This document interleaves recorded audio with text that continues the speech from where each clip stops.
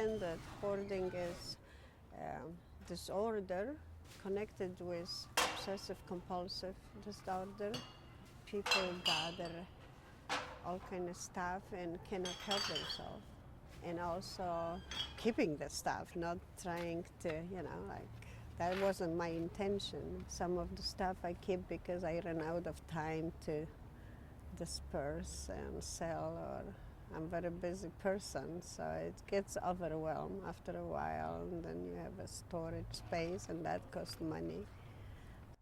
Eugenia Lester is a former businesswoman who lives in Pasadena, California. She is one of the more than 3 million people in the United States who hoards.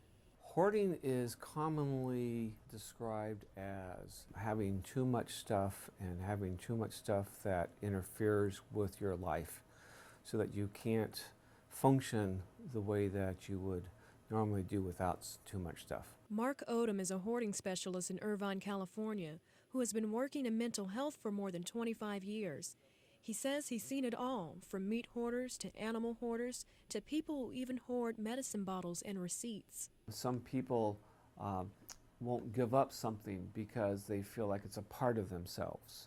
And so part of the cognitive restructuring is helping them realize that that pen or that paper cup that's theirs is something that is not really them. A lot of people who hoard have this mistaken pattern of thinking that anything that they touch is very significant, or anything that's been given to them. But as long as we are here.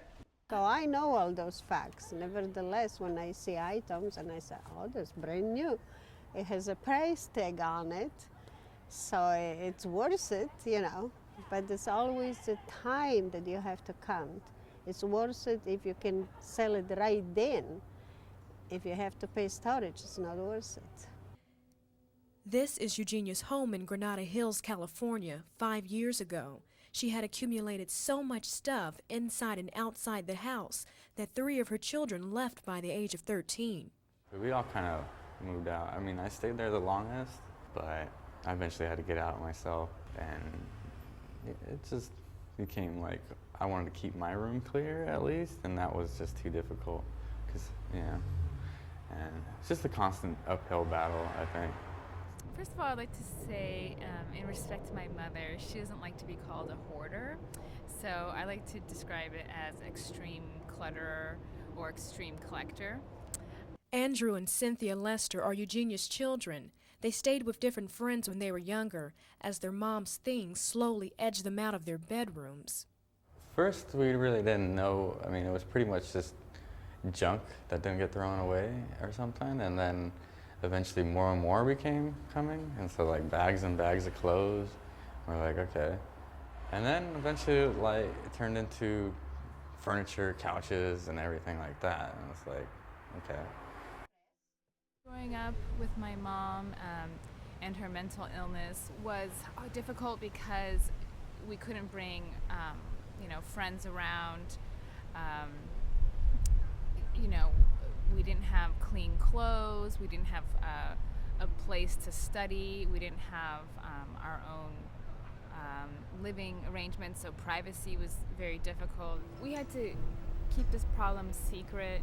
If we told the teachers, the teachers would report us, and then we would get taken into foster care.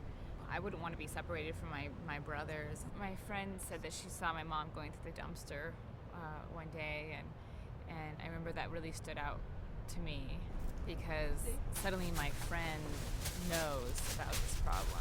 There's not much to recycle. I already got the edge. She is now studying social work in graduate school at the University of Southern California in order to better understand her mom's condition. Cynthia went off to film school in New York in 2006, but she came back to do a project about her mom's hoarding and called it My Mother's Garden. My brothers and I got together. We were really concerned about my mom's well-being. She'd been living in this house, and we had known that the stuff was piling up, and we didn't know what to do about it. She was very aggressive with us about the situation, didn't want help. And so we decided to have an intervention, and because I'm a filmmaker, I decided to use the camera as my tool to get to know my mom better. She has chosen to fill her life with sorting through all this stuff as a way to deal with the fact that she may feel lonely, or she may feel like she's not really engaged in society. She doesn't have a job. Like, she may feel like she doesn't have a purpose. So this is her way to deal with that. Because I had to take care of children and the business. Yeah, and then when children grew out, I started recycling. I wasn't recycling when they were little. I mean, I taught them. I was recycling some because I remember that the metal cans that they usually don't buy, I taught kids open from both sides. The metal can smash it, and then we can put a lot of in a box. So one time I took like 1,000 pounds in my car. And I got only $10 for it. The Lesters' home eventually got so packed and stacked with stuff that neighbors told county officials about it, and the family was ordered to clean it up and clear it out, or could risk losing the property and paying a fine. Entering the house, you had to go in through a window because all the entrances were blocked off. One reason she did that was to sort of protect herself from people she thought was stealing from her from the outside. So she would sort of block off all the entrances to the house except for this window. So another thing is the piles got so high that you could actually step up right from the window and step right onto the pile, and which was maybe like 4 feet from the ceiling. You know, there was only a few feet of distance between the ceiling and the piles. So the piles made their way on top of couches. Sometimes she had a couch on top of a couch with piles on top of that, because she had found a couch, you know, in the alleyway, and she wanted to save it. So it just went into the house on top of everything else, and so that made the pile a little bit higher in certain areas. And in some of the other areas, the piles got a little bit lower and sort of turned into little tracks that you could follow through the house. But nothing was working. It's not safe for anybody to be living in conditions where their water doesn't run, or their electricity is not operational, or you've got frayed wires where, you know, with one spark the whole house is going to burn down. Mark Adams, an attorney and professional health and safety receiver, heads the California Receivership Group. He gets appointed by a judge to clean up properties with health and safety code violations. By the time I get involved, it's like the worst of the worst situations, because the people are not cooperating or not doing anything. And so the city, as a last resort, will file a petition with the court to have me appointed. People have a right to, in some ways, to live any way that they want to, but when that impinges on their own health and safety concerns, or more importantly, the communities, then somebody's got to step in and protect these people from themselves, really. He, along with Mark Odom, are part of the Orange County Task Force on Hoarding. The group recently held its annual Hoarding Summit in Huntington Beach, with workshops and panels giving various county agencies and caregivers help on how to handle a hoarding situation. The task force began in 2004 and consists of a number of services, such as police, animal control, the fire department, city managers and prosecutors, adult and child protection services, and the mental health department. I mean, if you look back, 40 years ago, nobody talked about hoarding. Nobody talked, what is hoarding? I don't know, in the 1960s, there was very little research, very little acknowledgement that hoarding was a problem. I don't think the term hoarding was applied to hoarding behaviors until the 70s or 80s. More recently, it's obviously, with all the impact of the TV shows and so forth, it's become a mental health problem of the day, But it's been around for forever in terms of hoarding behavior. You can look back in history and look back in literature and so forth. And we look back at the eccentric little old lady who lived in the squalid house. Fire inspectors Darren Johnson and Don Revelle take on close to 40 hoarding cases a year in Orange County. Exiting and access are the most important thing for the fire department, because if we can't get in and get out, it's an issue for the occupants. It's also an issue for us to do our jobs. Unfortunately, with these hoarding situations, sometimes they don't know what's going on until they actually start cutting in or making entry into a home. In hoarding cases, it's pretty common on a fire incident to see see them have to cut a lot of holes in the roofs to get in. Both inspectors have recently dealt with hoarded homes where the owners died because all their exits were blocked. She, elderly, needed a walker to walk, couldn't get down the path that she had to the front door. When she got there and couldn't get out the front door and the smoke was pushing her, she decided to brave it and try to go back through the kitchen. At that time, the fire was of greater size, lit her hair on fire, and she ran back towards the front door. When she ran back towards the front door, she fell in the trough that was made for her 12-inch exit path, and everything else fell on top of her. It took 9 huge dumpsters to clear out the Lesters' old home. Cynthia's brothers did it with the cleaning crew while she took her mom to New York in order to get her away from the house. But when Eugenia returned to an empty house, she was devastated. You guys robbed me. You robbed me, really. It was especially after the kids emptied the house completely, and I lost my china and I lost some pictures that were valuable to me of my kids or my family from Poland,